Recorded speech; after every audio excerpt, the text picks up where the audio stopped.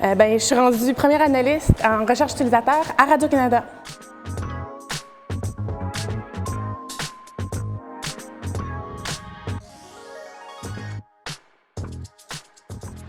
Pour décider si j'allais être prof ou pas, j'ai passé par plusieurs phases. Donc, c'est sûr qu'au début, c'est ce que je voulais faire, mais il y a des aspects qui me faisaient vraiment triper, comme le mentorat des étudiants, comme la recherche en tant que telle, mais d'autres aspects de la carrière professorale qui fonctionnaient juste pas avec ma personnalité et ma manière d'être.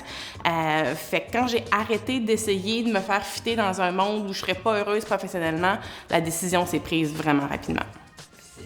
Mais pour me trouver une job que j'aime, ça n'a vraiment pas été si difficile que ça. Dans mon parcours académique, je me suis impliquée dans des laboratoires qui font de la recherche académique en recherche utilisateur.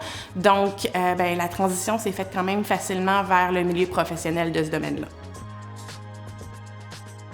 Ça prenait pas un doctorat du tout pour avoir la job que j'ai. Je regarde mes collègues à Radio-Canada qui font le même travail que moi. Il y en a qui ont une maîtrise, mais il n'y a pas personne d'autre qui a un doctorat.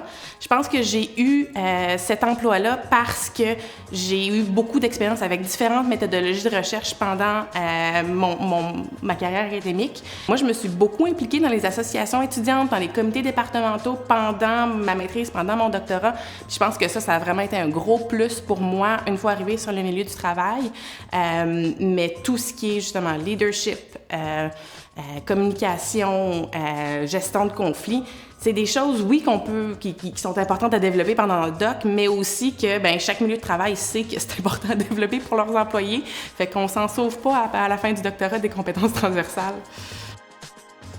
Le meilleur conseil qu'on m'a donné pour me trouver une job que j'aime, c'est d'aller parler au plus de gens possible qui font la job que je pense que je veux faire.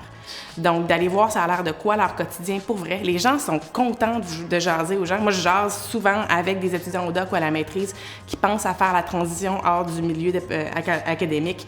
Puis, ça me fait toujours vraiment plaisir de leur parler parce que c'est une transition difficile. Mais moi, au quotidien, je fais beaucoup de communication scientifique avec mes collègues qui sont pas chercheurs pour leur expliquer ce que j'ai fait comme recherche.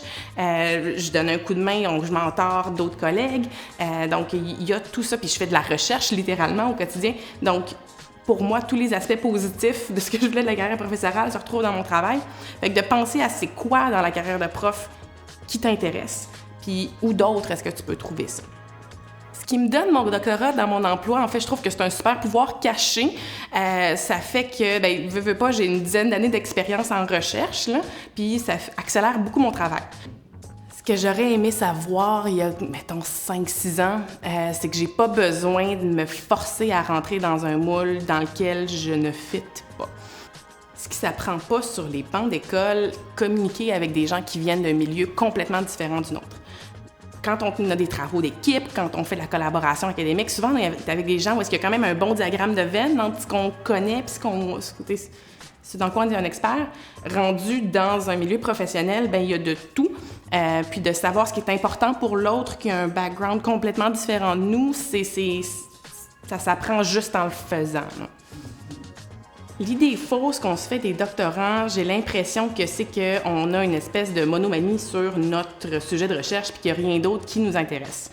C'est vrai pendant plusieurs mois du doctorat parce qu'on n'a pas le choix de juste penser à notre doctorat non-stop, mais quand on est sorti de l'eau profonde, on retrouve notre curiosité, on retrouve nos intérêts autour, donc on n'est pas dans ce focus intense-là toute notre vie.